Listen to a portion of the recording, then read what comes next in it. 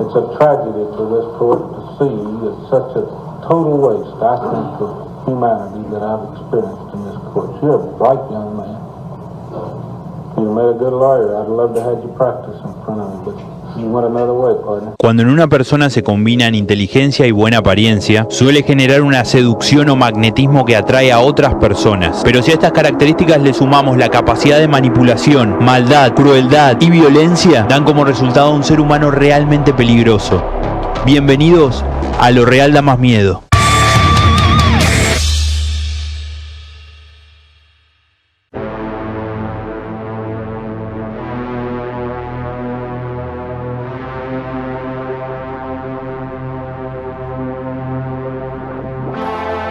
El 24 de noviembre de 1946, en Vermont, Estados Unidos, nacía Theodore Robert Bundy, mejor conocido como Ted Bundy, uno de los peores asesinos seriales en la historia debido a su alto poder de manipulación y crueldad.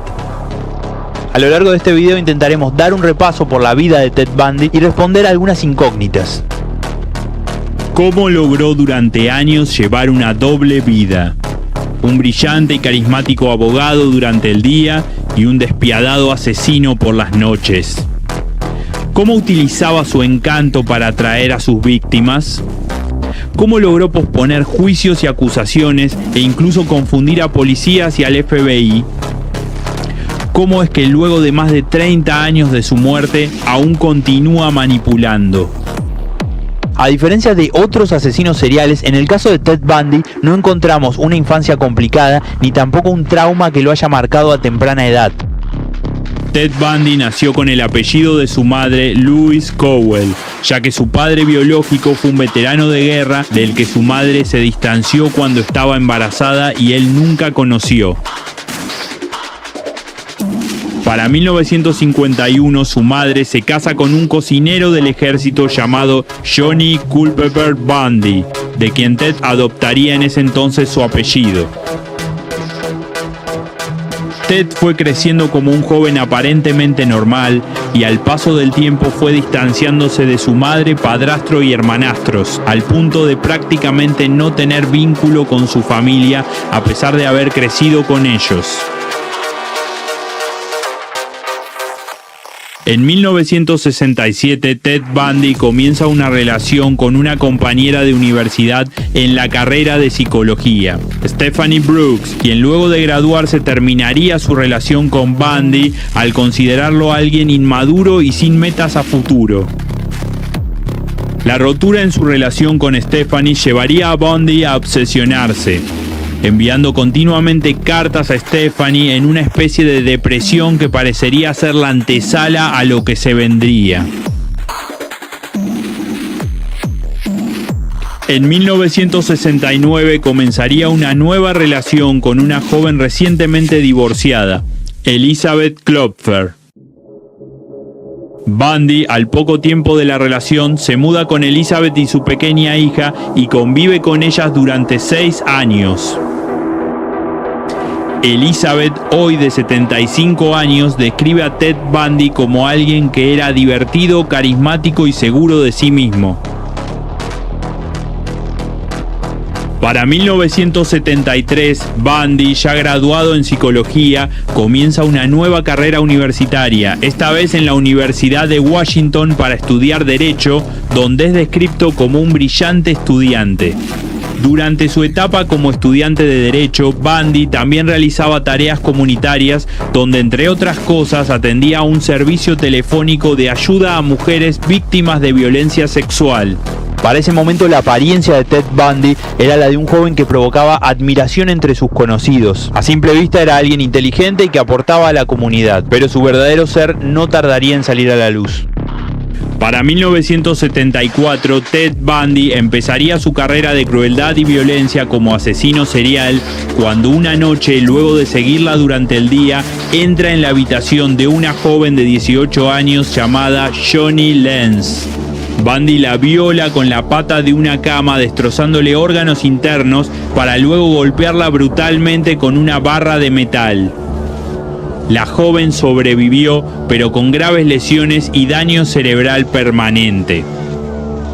A partir de este primer ataque, ese mismo invierno comenzaría en Utah una serie de desapariciones de mujeres jóvenes de entre 18 y 23 años.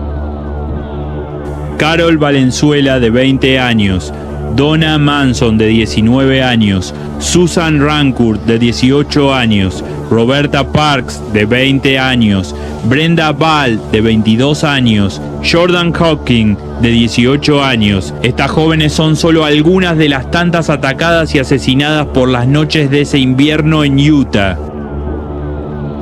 En algunos de los casos, Bundy se llevaba los cuerpos de las jóvenes asesinadas, los cuales muchas veces aparecían despedazados semanas posteriores en zonas aisladas.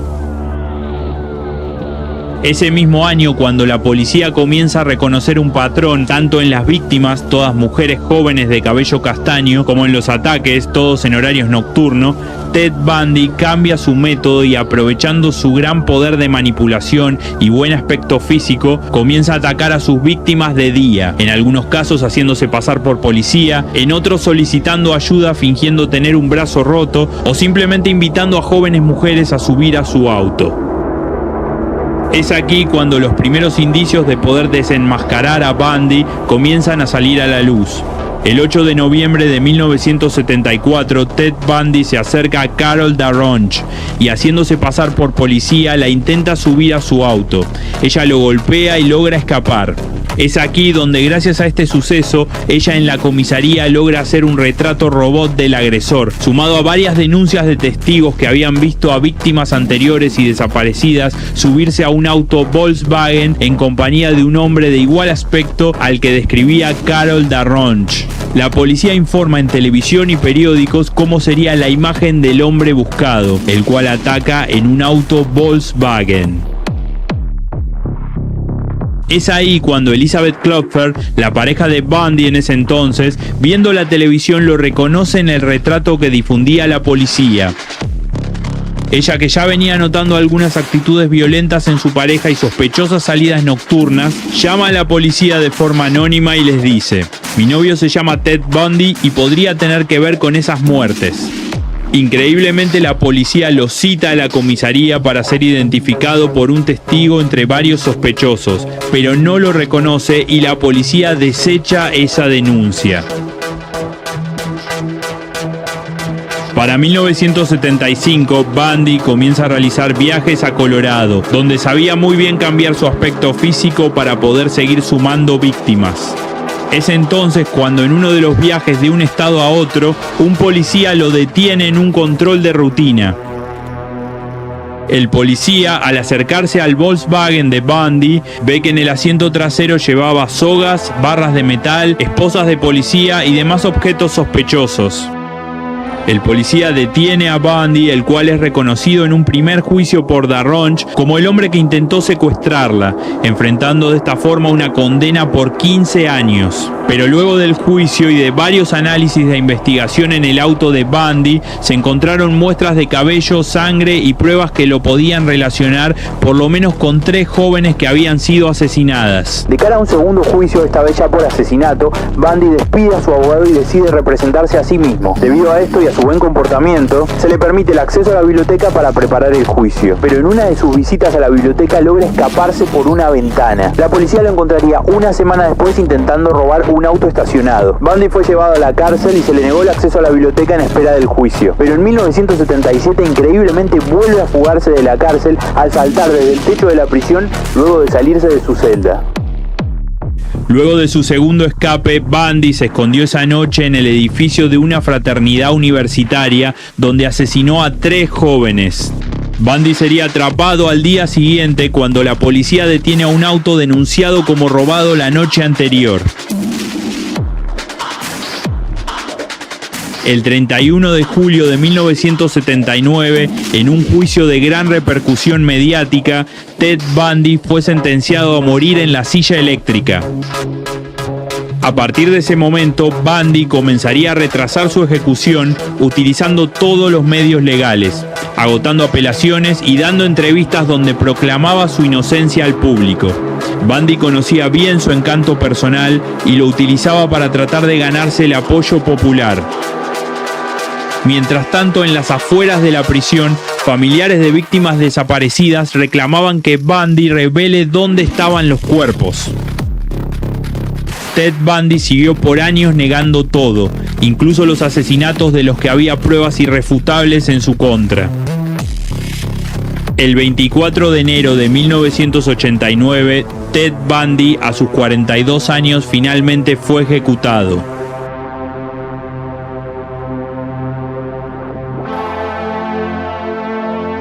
Durante el juicio donde fue declarado culpable, Bundy le propuso matrimonio a una joven que conocía desde su época de estudiante, Caroline Boone, con quien tuvo un encuentro íntimo luego de sobornar a un guardia a pesar de que no se permitían las visitas conyugales. Como resultado, Bundy y Caroline tuvieron en 1981 una hija.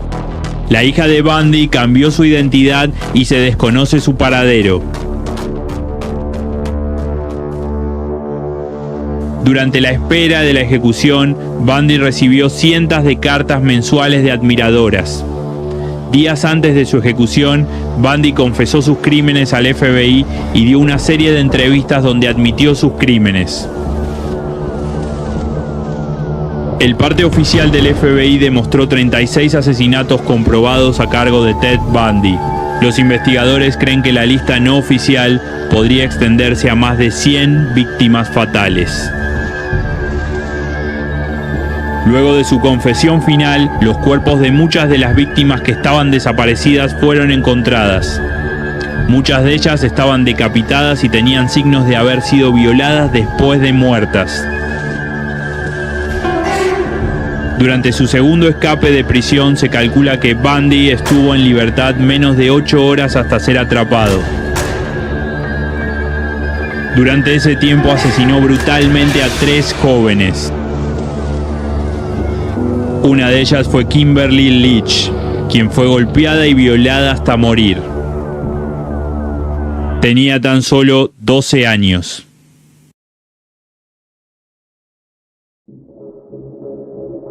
Para cerrar y como conclusión final quería contarles algo que me sucedió mientras investigaba para realizar este video. Me encontré con muchísimos y muy interesantes análisis de la mente de este asesino, donde tratan de explicar su comportamiento y que yo pensaba incluir y mencionar en este final. Pero realmente me sorprendí cuando empecé a ver las últimas entrevistas de Ted Bundy y noté en la caja de comentarios no uno sino varios mensajes de distintas partes del mundo donde justificaban o romantizaban las declaraciones del asesino. Y ahí me quedó muy en claro que más allá de cualquier análisis, lo que es importante e interesante a tener en cuenta es el poder de manipulación que tenía este hombre y que sigue salpicando incluso después de su muerte. Esto sumado a que era un ser, como lo definió un policía, lleno de crueldad, hacen que en términos de maldad y peligrosidad, Ted Bundy sea uno de los peores asesinos en serie de la historia.